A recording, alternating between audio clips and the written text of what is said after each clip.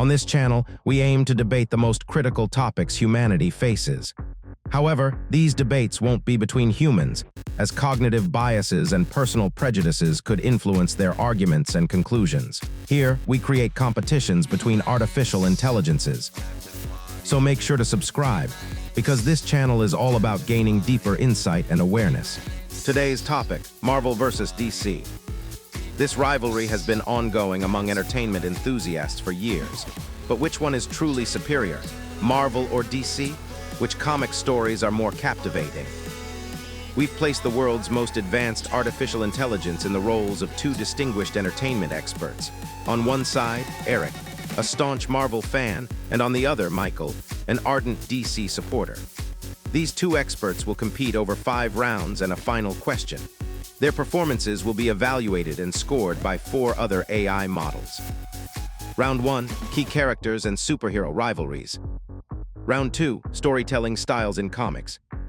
Round 3, global development and popularity. Round 4, the role of antiheroes. Round 5, the quality of cinematic adaptations. And at the end, the big question, is Marvel truly better than DC? Finally, the total score for each expert will be revealed and shown to you. Now, let's begin the debate with the first question and Eric's response. Round 1. Question: Marvel has achieved popularity with characters like Iron Man, Captain America, and Spider-Man. But some critics argue that these characters lack the psychological and philosophical depth found in DC characters like Batman or Superman. Do you believe Marvel relies solely on short-term appeal and surface-level humor? Or does this success reflect a better understanding of today's audience? Let's get into it. Fun question to start. Look, I hear that critiques sometimes that Marvel's big guns are somehow less deep than Bats or Sups. Honestly, I think that's looking at depth through a very specific, maybe slightly gothic lens. Say Marvel characters like psychological depth is just plain wrong. Take Tony Stark, Iron Man. This isn't just a quippy guy in a tin suit. We're talking about a man wrestling with massive guilt over his past as an arms dealer, dealing with PTSD from traumatic events like the Battle of New York, battling alcoholism, and constantly questioning the impact of his own genius on the world. That's heavy stuff, deeply human stuff. Or look at Steve Rogers' Captain America. He's not just a symbol, he's a man ripped from his time, constantly grappling with the shifting moral landscape of the modern world. Think about Civil War. That entire conflict was built on complex ethical and philosophical disagreements about security versus freedom, loyalty versus principle. That's not surface level. And Spider-Man, Peter Parker, is the blueprint for relatable depth. He's constantly torn between his personal life, paying rent, dealing with girl problems, worrying about Aunt May, and his immense responsibility as a hero. The guilt he carries over Uncle Ben, that fuels his entire existence. So no, it's not just about quick laughs. Marvel excels because it presents these extraordinary situations through characters who feel real, who have flaws and struggles we recognize. Their massive success isn't because they're shallow, it's because they figured out how to blend the epic with the everyday, creating heroes audiences truly connect with on a human level. That's not just understanding today's audience, that's defining it. Your turn, buddy. All right, Michael, good points, good points. Always appreciate the passion. Look, I get it. Tony Stark's got his demons, Cap's got his dilemmas, Spidey's got, well, rent problems, apparently. And yeah, that makes them relatable, sure.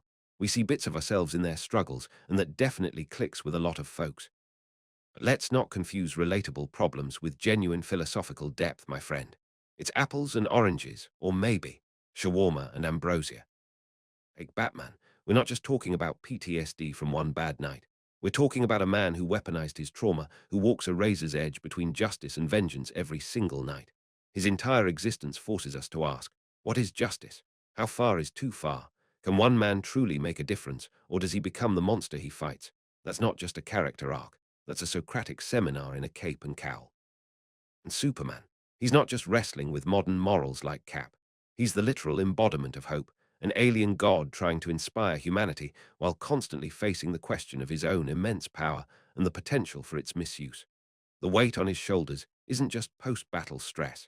It's the philosophical weight of being a near-perfect ideal in an imperfect world. So yeah, Marvel gives us heroes with problems. DC gives us modern myths that force us to examine the biggest questions about humanity, morality, and our place in the universe. It's not just deep, it's foundational. Your move. Okay, Eric, shawarma and ambrosia. I appreciate the culinary analogy, always keeping it tasty. But hold on a sec, saying Marvel's struggles aren't philosophical just because they feel grounded or relatable. That's like saying a street-level view can't be profound. I got to disagree there, buddy. Isn't exploring the big questions through the lens of recognizable human experience, even heightened human experience, the core of relatable storytelling and philosophy? You champion Batman's tightrope walk between justice and vengeance. It's iconic, absolutely, but are we forgetting characters like Matt Murdock, Daredevil? Man literally wrestling with his Catholic faith, the justice system he upholds by day, and the violent justice he dispenses by night. The guilt, the ethical compromises, it's a constant philosophical battleground within one man. Or how about the X-Men? Their entire existence is a metaphor exploring prejudice, civil rights, identity, and the struggle for coexistence. That's not just problems, that's deeply philosophical commentary woven into superhero action. And the weight Superman carries, consider someone like the Silver Surfer. He carries the guilt of enabling genocide on a cosmic scale. His stories delve into existentialism, freedom, the nature of power, and atonement across galaxies. That's not just deep asterisk, it's astronomically deep. So while DC might present its philosophy like grand mythic pronouncements from on high, which is cool, don't get me wrong, Marvel brings those same heavy questions down to Earth or Asgard or the negative zone and shows us how flawed, relatable beings grapple with them. It makes the philosophy personal, visceral. It's not less deep, it's differently deep and arguably resonates more because we see the struggle, not just the symbol. That's the power of Marvel. Round 1 complete, my friend. Let's see what's next. All right, Michael, all right. Bringing out the big guns, Daredevil, the X-Men, even the shiny space dude. Touché, my friend. Those are solid examples of characters facing heavy stuff, no doubt about it. Daredevil's crisis of faith is compelling. The X-Men's fight is a powerful metaphor, absolutely. But here's the subtle difference, the secret sauce DC has mastered. You see, Marvel often shows us relatable people reacting to big philosophical questions thrown at them. It's grounded, yes, but often reactive. With DC, the characters often are the philosophical question, personified. Batman is the walking embodiment of the debate about justice versus vengeance. Superman is the living symbol of absolute power and absolute responsibility, forcing us to ask about the nature of good itself. Wonder Woman is the exploration of truth, war, and peace through a unique cultural lens. It's not just what if these things happen to someone. It's what is this concept when it walks and talks. Think about Alan Moore's Watchmen or Swamp Thing, stories that fundamentally dissected the superhero genre and explored existentialism, societal decay, and the nature of humanity on a level that's just intrinsically DC. So, while Marvel brings the questions down to earth, DC often elevates them into modern mythology, creating icons that represent the very ideas they grapple with. It's a different flavor of depth, sure, but one that I'd argue leaves a more profound, lasting impact on the cultural psyche. Round 1 done. Bring on the next challenge. Round 2. Question. DC has been praised for its use of mythological and philosophical themes in its comics. But critics argue that this complex and serious style has made it harder to connect with general audiences, especially the younger generation. Don't you think that DC sometimes, by focusing too much on making its stories complex, drifts away from the appeal and entertainment value of comics? DC is too serious for its own good argument. Look, I hear you, I really do. Some folks see the capes and the big philosophical questions and think, whoa, homework. But honestly, isn't that selling audiences, especially younger ones, a bit short? Think about it, kids love things like Star Wars or Harry Potter, right? Those stories are packed with mythology, complex morality, good versus evil on a grand scale. DC taps into that same vein. It trusts that audiences can handle a story with layers. You can absolutely enjoy Batman purely for the awesome gadgets, the cool fights, and the detective work. You can love Superman for the superpowered action and the spectacle. The deeper themes, the stuff about justice, hope, truth. They're there if you want to dig in, but they don't stop you from enjoying the ride. It's like a great meal. You can enjoy the taste even if you don't analyze every single spice. DC offers epic adventures and food for thought. It doesn't sacrifice entertainment. It enhances it by giving us stories that stick with you long after you've finished the last page or the credits roll. It treats its audience with intelligence, and that's appealing, not alienating. Okay, Eric, fair point about Star Wars and Potter. They definitely have layers. But let's be real, they also lean heavily into adventure, character dynamics, and dare I say it, fun from the get-go. It's not quite the same vibe as diving headfirst into, say, the dense mythology of the new gods or trying to untangle the crisis-level continuity sometimes, right? You say the deeper themes in DC don't stop you from enjoying the ride, and yeah, for dedicated fans, that's true. But does it sometimes feel like you need a reading guide just to hop on the ride in the first place? Marvel, I think, nails that balance better. You can jump into an Avengers story, get the quips, the action, the character moments immediately, and then uncover the layers of Steve's morality or Tony's anxieties as you go. It's less like needing to appreciate all the spices before tasting the meal, and more like enjoying a fantastic burger and then realizing, wow, this secret sauce is surprisingly complex. Marvel makes the entry point wide open, full of energy and excitement, ensuring the entertainment value is front and center. The depth is the incredible bonus, not a prerequisite. That accessibility, that blend of pure comic book joy with genuine substance, is why Marvel connects so broadly without ever feeling shallow.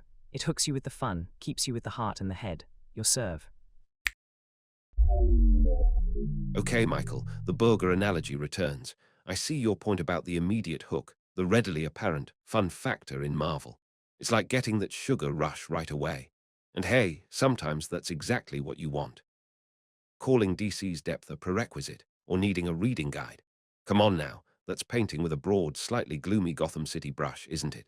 Think about things like Batman, the animated series, hugely popular, beloved by kids and adults, full of action and style, and dripping with complex themes and character arcs. Or look at the sheer joy and vibrant energy of the Flash comics, or the cosmic adventure of Green Lantern. DC knows how to have fun. It's not about needing a PhD in philosophy to enjoy a Superman story. It's about offering a world with genuine texture, where the action has weight and the characters' choices resonate on multiple levels. It's like exploring a vast, detailed city instead of just driving down the main highway. Both get you somewhere, but one offers so much more to discover if you take the time. DC provides that epic scope and the thrilling adventure, trusting the audience to appreciate both. It's not complex for complexity's sake, it's rich because the universe demands it. Round 2 in the bag. Okay, Eric, fair play, Batman. The animated series is absolutely iconic, a masterpiece that nailed both action and depth, hats off, truly. And yeah, Flash can be fun, Green Lantern cosmic. Nobody's saying DC can't be entertaining.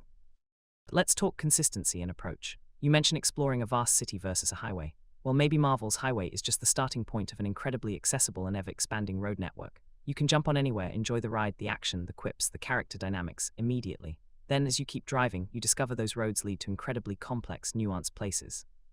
Think about the journey with Tony Stark, from playboy inventor to sacrificial hero. The depth unfolds as you travel, integrated seamlessly with the blockbuster entertainment. It's not about DC being too complex. It's about Marvel mastering the art of making profound themes, responsibility, trauma, prejudice, legacy, feel immediate and personal within the fun.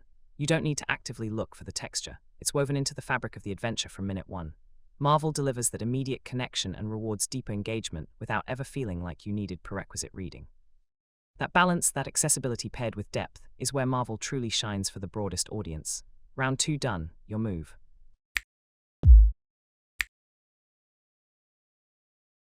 Round 3. Question: Marvel has achieved significant global popularity by utilizing its expansive cinematic universe, MCU, and producing blockbuster films. But some critics argue that this approach has led to movies and stories that follow a repetitive, predictable formula, lacking creativity. Do you agree that Marvel, instead of enhancing the art of storytelling, has focused more on sales and market trends? Alright, the Marvel formula question. It's a classic, Eric, almost as classic as cap-wielding Mjolnir. Look, I get why people say that. There's definitely a connective tissue, a certain vibe to the MCU that makes it feel cohesive. But calling it a repetitive, creativity-lacking formula, that's selling it way short. Think about the sheer variety within that formula. You've got political thrillers like Captain America, The Winter Soldier, heist comedies like Ant-Man, psychedelic space operas like Guardians of the Galaxy or Thor, Ragnarok, high school coming-of-age stories like Spider-Man, Homecoming, and even mind-bending mystical arts films like Doctor Strange. Are they all interconnected? Yes. Is that the point and a massive creative achievement in itself? Absolutely. But are they narratively identical? Not even close. Marvel Studios takes risks. They gave Taika Waititi the keys to Asgard and let him reinvent Thor. They made a talking raccoon, an sentient tree, beloved global icon. They built a multi-decade saga culminating in Endgame, a feat of long-form storytelling unprecedented in cinema. Sure, they make successful blockbusters. They've clearly tapped into what audiences love. But that success isn't despite creativity. It's because they consistently deliver high-quality, character-driven stories wrapped in diverse genre packaging. They haven't sacrificed art for sales. They've proven that hugely popular, interconnected storytelling can be an art form. Your turn to break down the formula, pal. Okay, Michael, okay. Guardians, Ragnarok, Winter Soldier, you're right, they definitely wear different genre hats. Gotta give credit where it's due, they know how to mix up the flavor profile. like adding different sprinkles to the same, very successful vanilla ice cream. Because let's be honest, underneath those different hats, isn't the basic shape often pretty similar? Hero gets powers or faces a challenge. There's often a misunderstanding or brief conflict with allies. They learn a valuable lesson, and then, bam. Big third-act CGI battle, often against a somewhat forgettable villain or a giant sky beam, followed by a little wink-wink scene setting up the next movie. It's a hugely successful recipe, no doubt, incredibly successful, but it is a recipe. Where's the Marvel equivalent of a film like Joker? A deep character study that completely breaks the mold? Or the gritty, atmospheric detective noir of the Batman? Or the sheer, uncompromised, filmmaker-driven vision of something like The Dark Knight, which stood powerfully on its own without its main job being to tee up the next 5 installments? DC films, even when they stumble, often feel less like puzzle pieces built primarily to fit a larger picture and more like standalone artistic statements. They take bigger swings, tonally and narratively. That willingness to prioritize a unique vision over mandated connectivity. That, to me, feels more like enhancing the art of storytelling, even if the box office results aren't always as predictable. Food for thought, my friend. Okay, vanilla ice cream with sprinkles, Eric. Getting a little cheeky there, but fair enough, I see the pattern you're pointing out. However, calling it just a recipe feels like missing the artistry of the chef man. Sure, there are common structural elements. It's serialized storytelling, after all, built for a cinematic universe. But reducing it to just CGI battle, forgettable villain, sequel tease ignores so much. What about the emotional payoff built over years? Tony Stark's arc from selfish genius to universe-saving hero. Steve's journey culminating in finding peace. The devastating consequences of the snap in Infinity War and Endgame. That's not just formula. That's earned, character-driven drama on an epic scale, something only possible because of the interconnected structure. And let's not pretend all Marvel villains are forgettable skybeams. Killmonger and Black Panther had incredibly resonant motivations. Thanos was a complex, compelling antagonist driving 2 massive films. Even Zemo, manipulating events from the shadows in Civil War, was far from generic. You hold up Joker and The Dark Knight, fantastic films, truly, but they're often seen as standalone triumphs, almost separate from the wider DC continuity experiments. Marvel managed to build a cohesive universe that works, delivering consistently high quality across dozens of interconnected films and now shows. That sustained creative success, weaving diverse stories into one massive tapestry. That's not just following market trends, that's mastering a whole new, incredibly ambitious form of cinematic art. Round 3 done, what have you got next? All right, Michael, fair play on the long game. Seeing Tony's journey pay off, watching Cap finally get that dance, yeah, that hits the feels, absolutely. And you're right, Killmonger and Thanos definitely broke the mold for MCU villains, showing they can do complexity there. Points awarded. Let's not mistake impressive project management for consistent artistic revolution, my friend. Building that massive, interconnected machine is an incredible feat of scheduling and planning, truly. But does that guaranteed interconnectivity sometimes feel like, well, like safety rails? You mentioned Joker and The Dark Knight as standalones. Exactly. DC isn't afraid to let creators swing for the fences with a singular vision, even if it doesn't perfectly slot into a pre-planned 5-year phase. They trust the power of the individual story, the iconic nature of the characters themselves. Think about the sheer iconic weight of villains like the Joker, Lex Luthor, Darkseid. They aren't just antagonists for one arc. They are philosophical forces, primal threats that resonate far beyond a single plotline. Oh yeah, Marvel built an amazing, interlocking puzzle box that delivers consistent entertainment. DC, meanwhile, keeps giving us these potentially legendary standalone sculptures. Some might be abstract, some might be breathtaking, but they're rarely just asterisk parts of a bigger machine. It's about aiming for timeless art, not just ticking off the next box on the cinematic calendar. Round 3, let's keep it rolling. Round 4, question, DC, with the creation of iconic antiheroes like Joker and Harley Quinn, has managed to capture significant attention. But some critics argue that these characters have sometimes overshadowed DC's main superheroes like Batman and Superman, becoming more appealing to audiences. To the extent that an excessive focus on antiheroes might disrupt the balance of DC's narrative universe. Has DC, in designing its antiheroes, undermined the position of its primary heroes? The villains stealing the show discussion. It's a fun one, Michael, because yeah, let's be real, characters like Joker and Harley Quinn are rock stars. They're chaotic, unpredictable, and tap into something primal and fascinating for audiences. People love them. Does that mean they undermine bats or sups? Nah, I don't buy that. Think of it like this. Does a really compelling, shadowy villain in a movie make the hero less heroic? Absolutely not. It does the opposite. The Joker's sheer anarchy makes Batman's unwavering commitment to his code even more significant. Harley's wild unpredictability highlights the focused determination of heroes trying to maintain order. These anti-heroes aren't pulling focus away from the main heroes, they're throwing them into sharper relief. They represent the darkness that makes the light necessary. Superman's unwavering hope shines even brighter when contrasted with the nihilism of a character like Joker. Plus, let's be honest, having characters this complex and popular just shows the incredible depth and range of the DC universe. It's not a weakness, it's a testament to the power of these creations that even the bad guys can be so compelling. They don't undermine the heroes, they raise the stakes and make the whole universe infinitely more interesting. Your thoughts? All right, Eric, rockstars indeed. Can't deny the charisma of chaos, right? And you're right, a brilliant villain absolutely elevates the hero. Think Thanos pushing the Avengers to their absolute limit, making their eventual victory, well, even sweeter. That contrast is crucial, totally agree. But here, the flip side, buddy. Has DC become so good at crafting these magnetic antiheroes, these Jokers and Harleys, that they sometimes risk making their main heroes feel, well, a bit like the opening act? When films like Joker become these massive cultural phenomenons, winning Oscars and sparking endless debate, arguably generating more buzz than some recent Superman or even Batman outings, outside of specific iterations, it starts feeling less like simple contrast and more like the audience is genuinely more invested in the chaos than the established order. Look at Marvel, we've got hugely popular villains and antiheroes. Loki practically runs his own corner of the multiverse now, but Iron Man, Captain America, Spider-Man, Black Panther, they remain the undeniable center stage, the emotional core driving the narrative forward. It just makes you wonder if DC's intense focus on these captivating antiheroes isn't just highlighting the heroes, but maybe sometimes compensating for challenges in keeping the big blue Boy Scout or the brooding bat feeling consistently fresh and central to the narrative in the same way for today's audiences. Just throwing it out there, your move. Okay, Michael, opening act. Ouch, that one stings a little, pal. But I see where you're coming from. The buzz around Joker was undeniable and Harley's everywhere.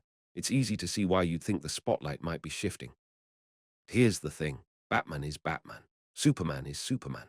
They aren't just characters, they're cultural bedrock. Their position isn't defined by who got the most headlines this week. It's defined by decades of defining what a hero is. The Joker needs Batman. His chaos is meaningless without the Dark Knight's order to rail against. Harley's wild ride is fascinating, sure, but it doesn't replace the fundamental need for heroes who stand for something more stable. Think of it this way. People might be fascinated by documentaries about serial killers, but that doesn't mean they stop rooting for the detective trying to catch them. The darkness is compelling, yes, but it ultimately serves to show us why we need the light. DC having anti-heroes this popular isn't a sign they're losing faith in their core heroes. It's proof they've built a universe so compelling, so morally complex, that even the shadows are fascinating. But the sun and the moon, sups and bats, they remain the center of that solar system, my friend. Their gravity holds it all together. Round 4 done and dusted. Let's see the final round. All right, Eric, cultural bedrock, center of the solar system, strong points, buddy, strong points. Can't argue with the iconic status, absolutely. Batman and Superman are legends, but even legends need their stories told in ways that keep them shining brightest, right? I hear you that Joker needs Batman, that chaos needs order, but the question isn't just about need, it's about focus and energy. While bats and sups are the foundation, has the recent narrative energy in the wider DC sphere consistently matched their iconic status compared to the sheer explosive popularity and critical attention given to characters like Joker or Harley? Think about Marvel's Infinity Saga. Yes, Loki was a breakout star, Bucky had his compelling arc, but there was never any doubt that the core emotional journey, the driving force, belonged to Iron Man, Captain America, Thor. Their triumphs and sacrifices were the absolute centerpiece. So while DC's antiheroes definitely add amazing texture and complexity, no argument there, sometimes it feels less like they're just highlighting the heroes, and more like they're carrying the excitement load, drawing the primary audience buzz in a way that maybe overshadows the main event more often than not lately. It's a subtle distinction, but it feels like Marvel keeps its core heroes firmly planted in the driver's seat of the universe's narrative momentum, even when the villains and antiheroes are killing it. Food for thought as we wrap this round. On to the final showdown. Round 5. Question. Marvel, through its expansive cinematic adaptations, has set new standards in the entertainment industry. However, critics argue that many of these films, especially in the later phases of the MCU, rely heavily on special effects and action, drifting away from narrative depth. Do you agree that Marvel, in some of its recent works, has focused more on visual spectacles and sacrificed the true value of storytelling? All right, final round. Let's talk spectacle. Look, nobody's gonna deny Marvel movies are visual feasts, right? The effects are top-notch, the action is huge, it's part of the fun. But saying they sacrifice storytelling for spectacle, especially lately, I gotta push back hard on that one, buddy. Think about it, the spectacle often is the story, or at least serves it directly. Take the absolute peak Avengers, Endgame. That final battle wasn't just eye candy, it was the emotional narrative payoff for 22 films. Every portal opening, every hero returning, Cap finally lifting Mjolnir, Tony making the ultimate sacrifice, that was storytelling, deeply resonant storytelling, amplified to an epic scale by the insane visuals. The spectacle served the character arcs we'd invested in for a decade. Even in the more recent stuff people sometimes point fingers at, like Phase 4. Look at WandaVision. It used its incredibly creative, shifting visual styles, pure spectacle in a way, recreating sitcom eras, specifically to tell a really profound and intimate story about grief, denial, and trauma. Or Spider-Man, No Way Home, the massive multiverse spectacle was the engine driving a deeply personal story about Peter Parker's identity, responsibility, and devastating sacrifice. Marvel uses the big canvas, the cutting-edge effects, to paint big emotions and tell stories about characters we fundamentally care about. The booms and blasts aren't replacing the heart, they're making the heartbeat louder and resonate across the whole theater. Your thoughts on this epic finale? All right, Michael, wrapping it up with the fireworks show. Look, I'll absolutely grant you Endgame. That final battle was earned. It was storytelling through spectacle, the culmination of everything. And WandaVision, genius. Using the visuals as the narrative device to explore grief. Brilliant stuff, truly. No argument there. Let's be honest, are those the rule or the exception lately? Because sometimes, watching some of the more recent stuff, it feels less like spectacle serving the story, and more like the story is desperately trying to keep up with the demands of the spectacle. It's like the CGI budget got the script pages first and circled all the bits it wanted to do, you know. You get these massive, universe-altering events, incredible visuals, dimensions collapsing, Kang variants popping up. But does the character story always feel as strong? Does the emotional core always land with the same weight it used to, or does it sometimes get lost in the sheer visual noise? You see, even when it goes big, think the epic scale of Man of Steel or the sheer visual imagination of Aquaman often feels like it's striving for a kind of mythic grandeur behind the effects. It's aiming for awe that stems from the idea as much as the image. It's not just about making the heartbeat louder with booms, Michael. It's about making sure the heart itself is telling a story worth remembering long after the echoes fade. Final round. It's been fun sparring with you. All right, Eric, story trying to keep up with the spectacle. Maury, like the story, demanded the spectacle to show the sheer scale of what these characters are dealing with. It's not noise drowning out the heart, it's the soundtrack amplifying it, my friend. Think about Guardians of the Galaxy Vol. 3 recently. Visually insane, right? High Evolutionaries experiments, the space battles, know her under siege, pure spectacle. But was anyone not utterly wrecked by Rocket's backstory? That emotional core was the story, and the massive visuals were there to show us the horror he endured and the lengths his family would go to save him. The spectacle served the emotion, point blank. Or look at Loki on Disney+. The show is pure visual mind-bending craziness across timelines and realities, but that's not just for kicks. It's essential to telling Loki's story about burden, purpose, free will, and ultimately, sacrifice. The spectacle is the consequence, the stage upon which his character arc plays out. So while DC aims for that mythic grandeur, and pulls it off sometimes, for sure, Marvel uses its blockbuster visuals to make the personal feel epic, to show the weight on these characters' shoulders in a way you can see and feel. It's not sacrificing story, it's making sure the story lands with the impact these incredible characters and situations deserve. Hugh, 5 rounds, always a pleasure debating the big two with you, Eric. Seriously, good points all around, man. It's been a blast. Let the judges decide. Okay, Michael, solid points on Guardians 3 and Loki.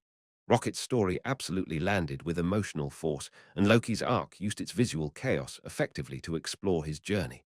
No denying the power in those moments, truly. But here's the distinction, as I see it. You're describing spectacle amplifying personal stakes, making individual character emotion feel epic. And Marvel often does that brilliantly.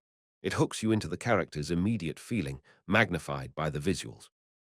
DC, however, when it truly sings, uses its scale, sometimes visual, sometimes purely narrative, to explore the mythic, the allegorical. It's less about making one character's pain feel huge, and more about using characters like Batman or Superman or the worlds of Sandman or Watchmen to grapple with huge ideas: justice, truth, hope, the nature of power, the human condition itself. The spectacle, or even the quiet intensity, serves the theme first. Oh, Marvel uses spectacle to make the personal feel epic. DC uses its characters and worlds to make epic ideas feel personal and resonant. One creates incredible, emotionally potent moments amplified by visuals. The other strives to build enduring myths that ask fundamental questions. For me, that pursuit of thematic depth, that creation of modern mythology, holds the greater, more lasting value. Hugh, that's my final minute. Michael, it's been an absolute blast debating this with you. Great points, great passion. May the best universe, well, over to the judges.